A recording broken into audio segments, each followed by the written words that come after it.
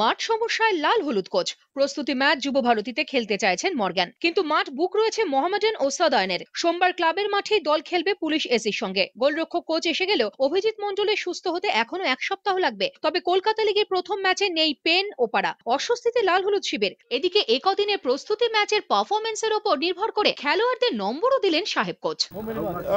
Out of 100, well, I'd prefer out of 10. I'd probably give it 7.5 at the moment. But it's okay.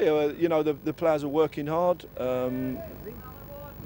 They have worked hard this season so far.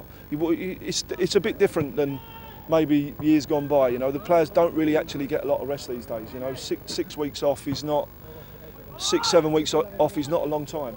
You know, you can be out that long with a hamstring injury, and if you came back from that, you wouldn't expect to get the training that we've done this season. So it's a question of also not overtraining them and making sure they get enough rest and we don't get any injuries. So tomorrow you can all stay in bed because we'll have tomorrow off. এদিকে সৌমিক দেও বলছেন তিনি east Bengal থেকেই অবসর নিতে চান।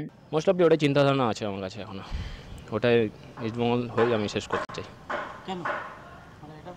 কারণ ছোটোবেলা থেকে আমি ইস্টবেঙ্গলকে ভালোবাসি এবং আপ্রাণ আমি চেষ্টা করেছি যে ইস্টবেঙ্গলে আমি খেলবো এবং ভালো খেলার চেষ্টা করবো, এবং একটা নেশা ছিল যে ইস্টবেঙ্গলে খেলে আমি বড় হবো এবং ইস্টবেঙ্গলে শেষ করবো।